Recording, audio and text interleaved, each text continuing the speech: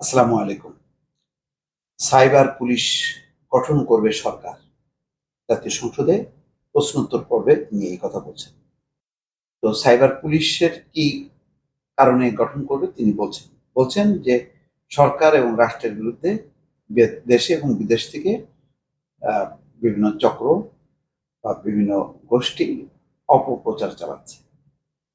এই কথা তিনি বলছেন।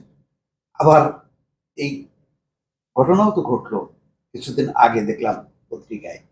যে ফেসবুক কর্তৃপক্ষ আওয়ামী লীগ সমর্থক বেশ কিছু অ্যাকাউন্ট বন্ধ করে দিয়েছে তারা। কারণ ওইসব অ্যাকাউন্ট থেকে বিরোধী দল সম্পর্কে অপপ্রচার চালানো হচ্ছিল, গুজব রটানো হচ্ছিল। তাহলে এখন এই যে সাইবার পুলিশ গঠন করবে, সরকার যদি শুধু তার মতন করে মনে করে যে বিরোধী দলের নানান রকম মত, পথ সেগুলো তার পক্ষে আসছে না, সুতরাং সেগুলি গুজব, সেগুলো সরকারের বিরুদ্ধে অপপ্রচার, সেগুলো রাষ্ট্রের বিরুদ্ধে অপপ্রচার, তাহলে তার বিরুদ্ধে অ্যাকশন নিবে। তাহলে এইগুলোর ব্যাপারে কি অ্যাকশন নিবে? সাইবার পুলিশ তাহলে এসব ব্যাপারে নীরব থাকবে নাকি এটার ব্যাপারেও তারা অ্যাকশন নেবে?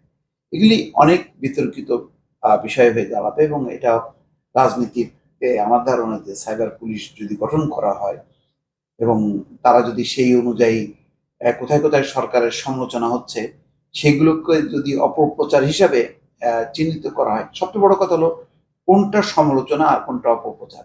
এই পার্থক্যটা কে করবে? কার হাতে থাকবে? পুলিশের হাতে? পুলিশ করবে এগুলি। তো তারা তো মনে করেন যে সরকারের সমালোচনা মানেই হচ্ছে অপপ্রচার।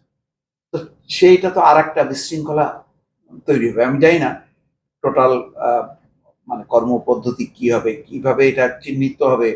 কোনটা সমালোচনা হিসেবে ওয়েলকাম করা হবে? আর কোনটাকে সমালোচনা আ বদলে সেটাকে অপপ্রচার চিহ্নিত করবে? এই চিহ্নিতকরণ কাজটা কার দায়িত্ব থাকবে সেটা খুব গুরুত্বপূর্ণ। সেটা যদি নির্ধারিত না হয় তাহলে এটা আরেক ধরনের একটা আতঙ্ক তৈরি হবে বলে আমার ধারণা। এ ধরনের সাইবার পুলিশ আ আমি জানি না বিশ্বে কোথাও আছে কিনা।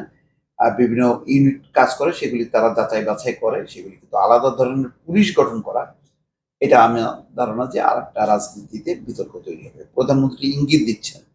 কি তাদের কাজ হবে? যে সামাজিক যোগাযোগ মাধ্যমে একটি বিশেষ চক্র, বিশেষভাবে সাম্প্রদায়িক চক্র, যুদ্ধাপরাধী চক্র ও বিএনপি জামাত ক্রমাগতভাবে গুজব ছড়াচ্ছে।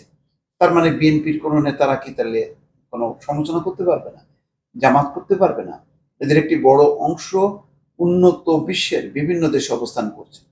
তারা মূলত ফেসবুক, টুইটার, ইউটিউবের মতো সামাজিক যোগাযোগ মাধ্যমে বাংলাদেশ ও বর্তমান সরকারের বিরুদ্ধে মিথ্যা ও প্রচার বিকৃত খবর প্রচার করছে। গুজব ও অপপ্রচার বন্ধে সরকারের পদক্ষেপ তুলে ধরেন আহ, প্রধানমন্ত্রী। তিনি বলেন, সামাজিক যোগাযোগ মাধ্যম সমূহ ব্যবহার করে সরকার ও রাষ্ট্রবিরোধী প্রপাগান্ডা, সাম্প্রদায়িক উস্কানি ও গুজব প্রতিরোধে 24/7 সাইবার প্যাট্রোলিং জোরদার করা হয়েছে। গুজব সৃষ্টিকারীদের শনাক্ত করে যথাযথ আইনগত ব্যবস্থা নেওয়া হচ্ছে।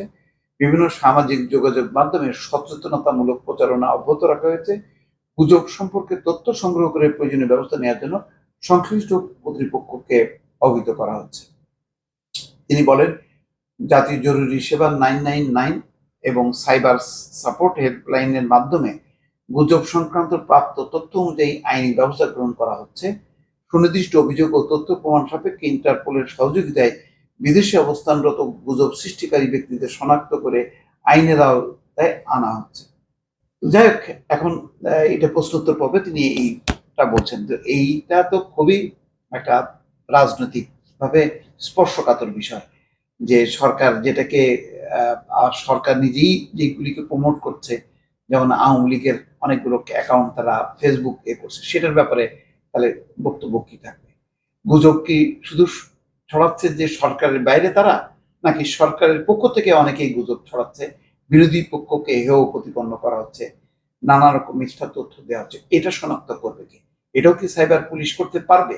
সেই ক্ষমতা কি দেওয়া থাকবে তাদের? এগুলো অনেক রকম প্রশ্ন আছে যেগুলি যদি মীমাংসা না হয় তাহলে ওই সাইবার পুলিশ গঠনটা হবে আর এক ধরনের সমালোচনার বিষয়। দর্শক ভালো থাকবেন। আল্লাহ হাফিজ।